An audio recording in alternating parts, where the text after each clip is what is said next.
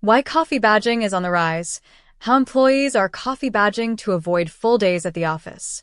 In recent years, the workplace has undergone a significant transformation, particularly in how employees engage with their office environments. One of the more intriguing phenomena to emerge from this shift is coffee badging. This practice involves employees showing up at the office just long enough to grab a coffee, badge in, and then leave to work from home or another location for the remainder of the day. The rise of coffee badging can be attributed to several key factors, reflecting broader changes in workplace culture, employee expectations, and the dynamics of modern work life. The shift to hybrid work models. The primary catalyst for coffee badging is the transition to hybrid work models, which blend in-office and remote work. Following the global shift during the COVID-19 pandemic, many companies adopted these models as a compromise between remote efficiency and office collaboration. According to a report from Owl Labs, a significant 58% of hybrid workers admitted to engaging in coffee badging, marking a clear trend towards valuing flexibility over traditional office attendance. This trend underscores a disconnect between employer mandates for office presence and employee preferences for remote work, where they often report higher productivity levels. Employee autonomy and work-life balance. Employees are increasingly prioritizing autonomy over their work schedules and environments. Coffee badging is seen as a subtle form of protest against rigid return-to-office (RTO) policies. It allows workers to maintain control over their day, reducing the time and money spent commuting while still meeting the bare minimum of attendance requirements.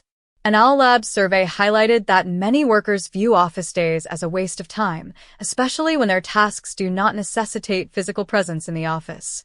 This sentiment reflects a broader push for better work-life balance, where employees can integrate personal responsibilities, like childcare or running errands, into their workday more seamlessly. Economic considerations. The financial aspect plays a crucial role in the rise of coffee badging. The cost of commuting, parking, and incidental expenses like meals can be substantial. Hybrid workers reportedly spend an average of $51 per day when working from the office, according to the State of Hybrid Work report.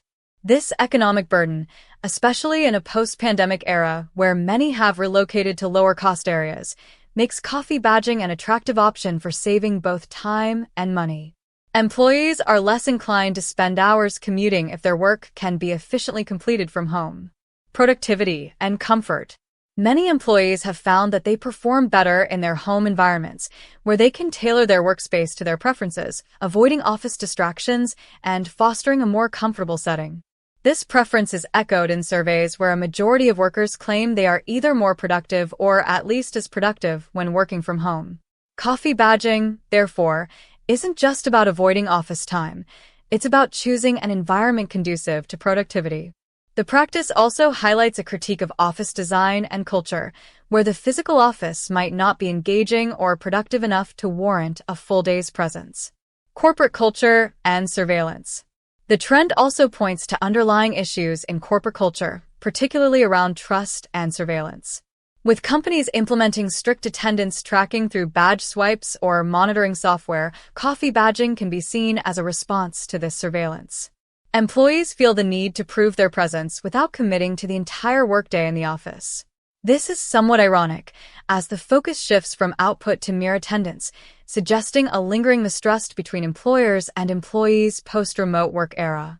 The practice thus underscores a need for companies to focus more on results rather than physical presence. Generational and gender dynamics. Interestingly, coffee badging isn't uniform across demographics. It's reportedly more common among men and millennials, perhaps due to different workplace expectations or the perceived flexibility in their roles. Millennials, having grown up with technology, might be more adept at or inclined towards remote work, thus embracing practices like coffee badging to maintain a lifestyle that values flexibility. The future of work. As companies grapple with the implications of coffee badging, the trend could signal a need for reevaluation of office policies.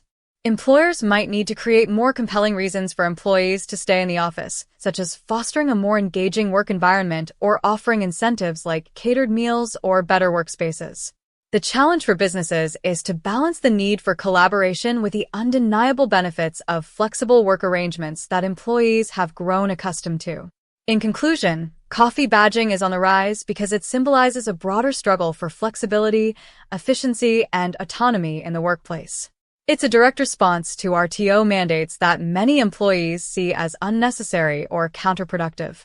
As this trend continues, it will likely push companies towards more innovative and employee-centric models of work that recognize the value of both remote and in-person contributions, ultimately shaping the future landscape of office culture.